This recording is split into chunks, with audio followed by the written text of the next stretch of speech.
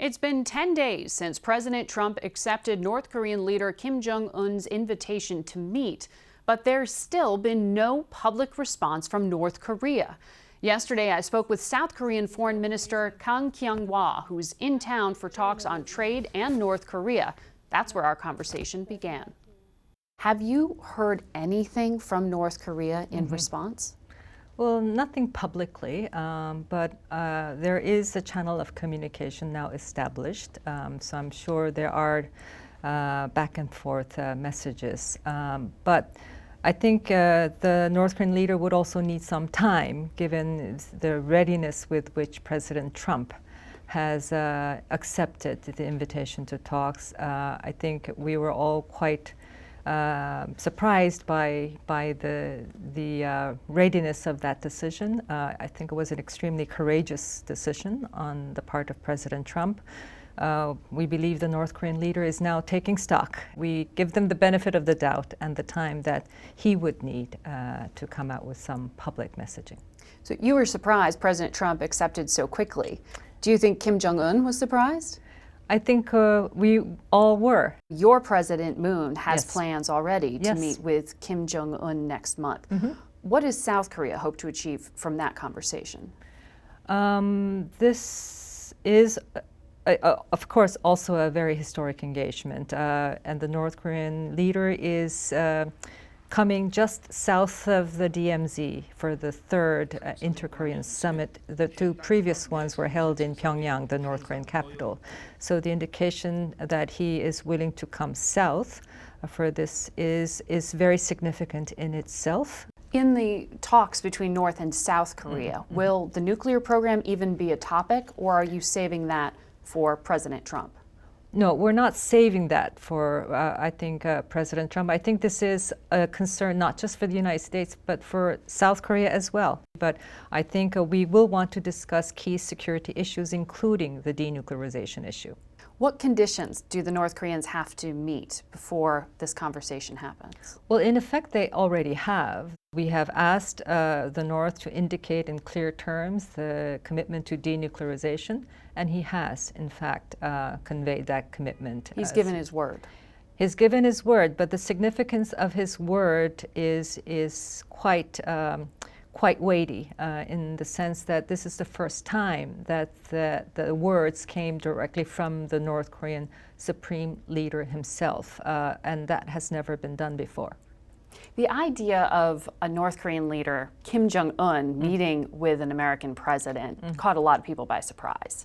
What is the significance of that to South Korea? Well, it clearly demonstrates the President Trump's will, determination to resolve this issue once and for all. And I think that's hugely appreciated by the South Korean public. The previous years before the administration has been one of non-action, called strategic patience. What has changed is the maximum pressure campaign, which is a series of Security Council sanctions, but also U.S. unilateral sanctions. North Korea is in a situation of very limited ability to engage economically with the outside world, which means it has very limited ways of improving the livelihood of the people. You're describing a weak North Korea financially. Economically, definitely. But they've never been this militarily strong when it comes to the development of their nuclear program. They've never come this close to being able to hit the U.S. mainland with a weapon before. So they're actually walking into these talks in a strong position in some ways. But I think that's probably what goes into the North Korean calculation of coming out to dialogue at this point. But again, it's strength on the side of its nuclear missiles program, but on the side of the economy, very, very weak and increasingly so. The art of diplomacy and negotiation is what this boils down to. What is South Korea and what is the U.S., its partner, willing to offer North Korea at this negotiation? At this point, we haven't offered it anything. We had made it clear that we will engage, but there will be no reward for dialogue. Does South Korea trust Kim Jong Un? As I say, it's not a matter of trusting. It's a matter of discussing and pressing for action. And once you see those actions, then you move forward further. When President Trump says things like he did reportedly at this political event earlier this week when he suggested U.S. troops could be removed because of a trade dispute, how are those comments received in South Korea?